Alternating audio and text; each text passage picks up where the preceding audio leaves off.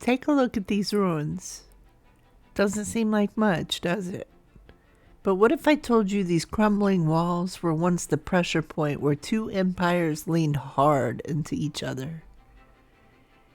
Here in the early 18th century, the fate of Georgia, and possibly all of British North America, hung in the balance. These tabby remains on St. Simon's Island are the quiet ghosts of a bustling military town and a powerful frontier fortress. This was the front line of a centuries-old imperial struggle between Great Britain and Spain. This is the story of Fort Frederica, its rise as a strategic stronghold, the battles that secured its place in history, and the surprising reason it was ultimately left to return to the earth.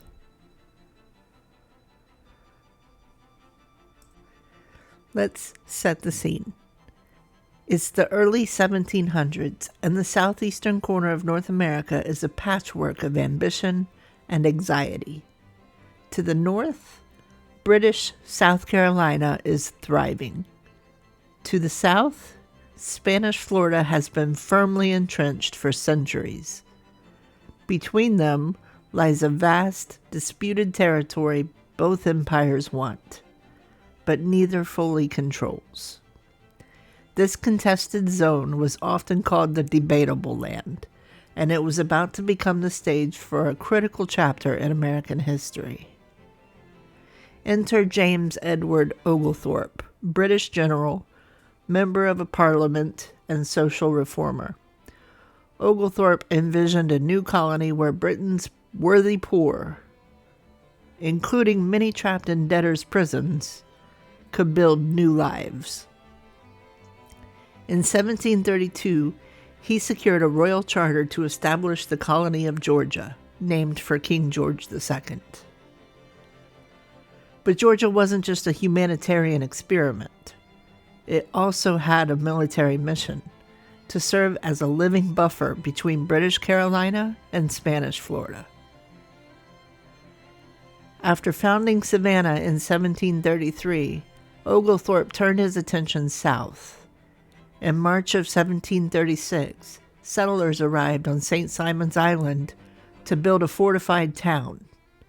From the beginning, it was named Frederica in honor of Frederick Lewis, Prince of Wales. The location was chosen with a soldier's precision.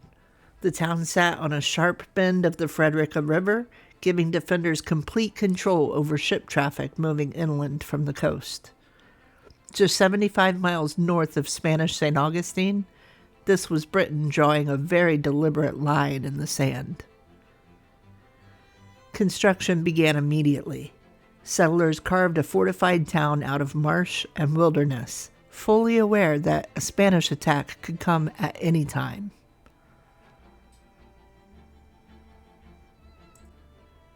Frederica was more than just a fort. It was an entire military community. At its height, nearly 1,000 people lived here, including roughly 630 British regular soldiers, their families, Scottish Highlanders, Rangers, and Allied Native Americans. The town covered about 40 acres and was surrounded by serious defenses, an earthen rampart, a dry moat, and a 10-foot-high palisade of sharpened wooden stakes. Inside, Frederica followed Oglethorpe's signature grid layout. Homes, barracks, and shops were built from wood and tabby, a durable local concrete made by burning oyster shells for lime and mixing it with sand, water, and shell fragments. Daily life balanced routine and readiness. Civilians farmed, traded, raised children, and ran shops, but military discipline was constant. By 1740, defense was everyone's responsibility. Every household was required to keep weapons on hand, and drills were a regular part of life for all able-bodied men. Archaeological finds, pottery shards, tools, personal items offer intimate glimpses into this world. Frederica was a bold social experiment, but it existed under the unrelenting pressure of empire, where ideals met the hard realities of frontier defense.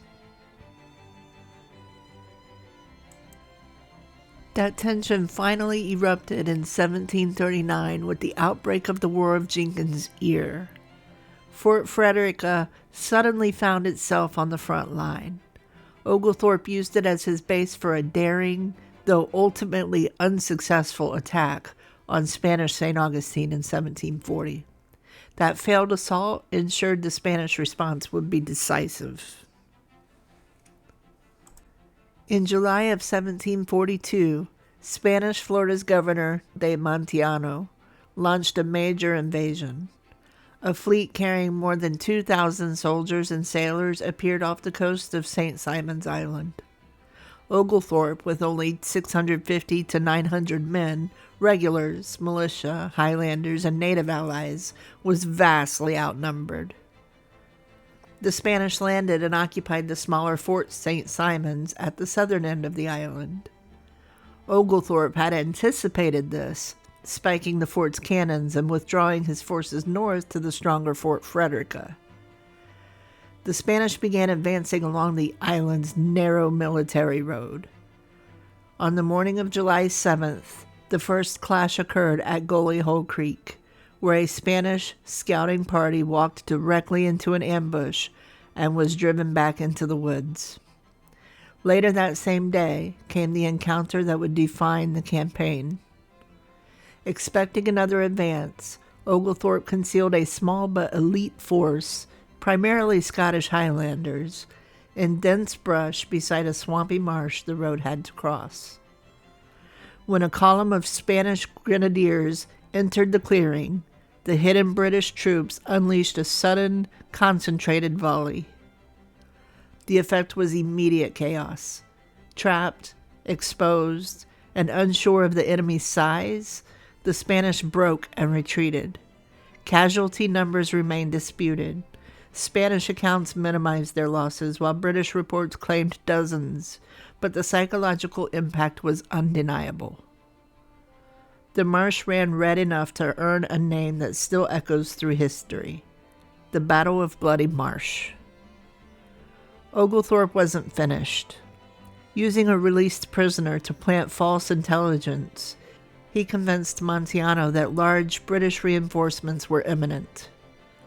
When a few British ships coincidentally appeared offshore, the bluff worked. Fearing entrapment, the Spanish governor ordered a full withdrawal. By the end of July, the invasion force was sailing back to Florida. Georgia had survived.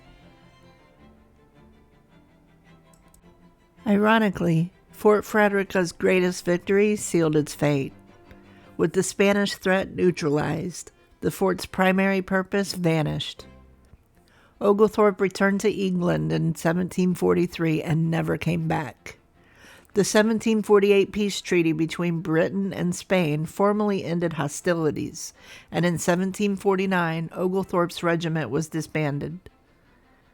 Without the military payroll sustaining it, Frederica's economy collapsed. Families and merchants moved on.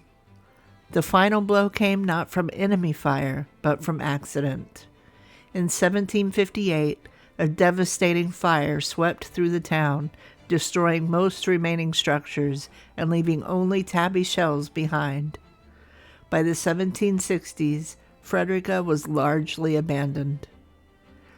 When naturalist William Bartram visited in 1774, he described the site as ruins, though traces of military presence lingered a bit longer. Eventually, nature reclaimed the ground, and Frederica slipped quietly into obscurity. For more than a century, Fort Frederica lay mostly forgotten. Local preservation efforts in the early 20th century changed that, and on May 26, 1936, exactly 200 years after its founding, the site was designated Fort Frederica National Monument. Archaeological work beginning in the 1940s uncovered foundations of homes, barracks, and shops, allowing the town's story to be pieced back together. Today, visitors can walk the original street grid, view the remains of the fort's magazine overlooking the river, and visit the nearby Bloody Marsh battlefield. The town itself didn't last, but its stand in Shore, Georgia would endure and help shape the future of what would become the United States. This stop mattered to me for another reason. 2 years after a work trip to Washington, D.C. that made my son jealous, we were finally on the road together, walking ruins instead of conference halls. After exploring the site, we visited the visitor center, watched the short film, and then he tried on period clothing from the era. History hits differently when it's not just names and dates, but places you can touch. Fort Frederica is a crucial and often overlooked chapter in American history. What do you think played the biggest role in the British victory here? Strategy, terrain, or sheer luck? Let us know in the comments. If you enjoyed this journey into the past, be sure to like, subscribe, and follow along for more stories from the road. And if you ever find yourself on the Georgia coast, Fort Frederica is a quiet walk through history you won't soon forget.